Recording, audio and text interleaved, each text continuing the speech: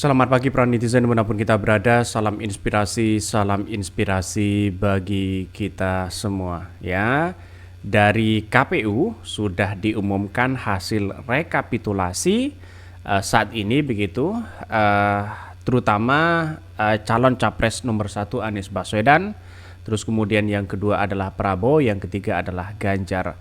Dari tiga calon ini saya kira bahwa semua mengatakan bahwa ya akan melakukan tuntutan ya, atau melakukan, pertama adalah hak angket, terus kemudian yang kedua adalah harus sengketa ini akan dibawa ke Mahkamah Konstitusi. Ini respon kemenangan Prabowo Gibran. Anies singgung soal pemimpin yang lahir dari proses ternodai.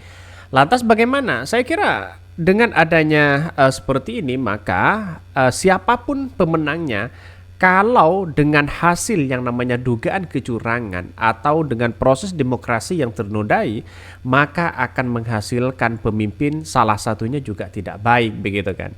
Ya, kita tunggu saja begitu bagaimana mereka ada di genggaman para oligarki.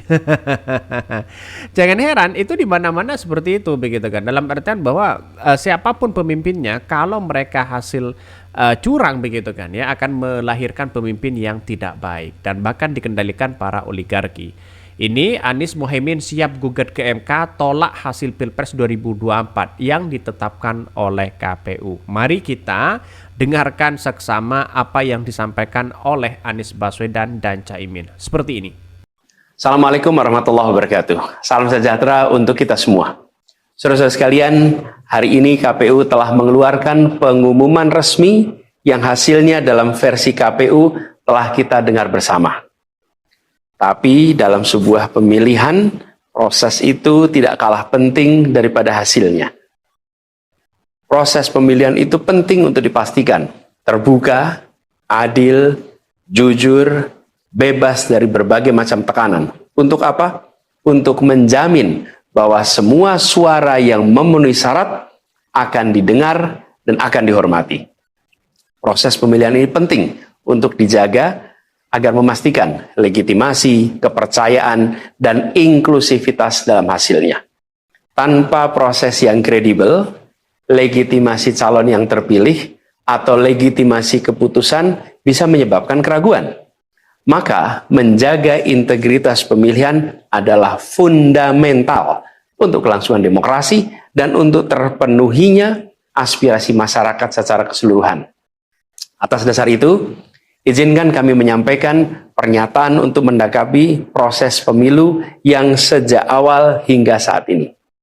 Saudara-saudara sekalian, sepanjang perjalanan Pilpres kali ini, sejak awal kita semua telah melihat dan menemukan begitu banyak ketidaknormalan, kekurangan dan pembiaran terhadap proses yang tidak wajar, yang tidak pernah terjadi sebelumnya dalam sejarah bangsa ini. Sudah menjadi rahasia umum, berbagai kekurangan ini telah kita temui sejak jauh sebelum pencoblosan. Mulai dari rekayasa regulasi sampai ke intervensi alat negara. Dan semua ini telah menjadi catatan media serta jadi catatan publik. Mas Anies dan saya maju pencalonan sebagai capres dan cawapres ini untuk membawa misi perubahan, menghadirkan keadilan dan kemakmuran bagi semua, menegakkan kembali demokrasi dan menunaikan janji-janji. Mungkin itu yang kami sampaikan, ya, tonton terus channel Ho dari podcast Rakyat ini.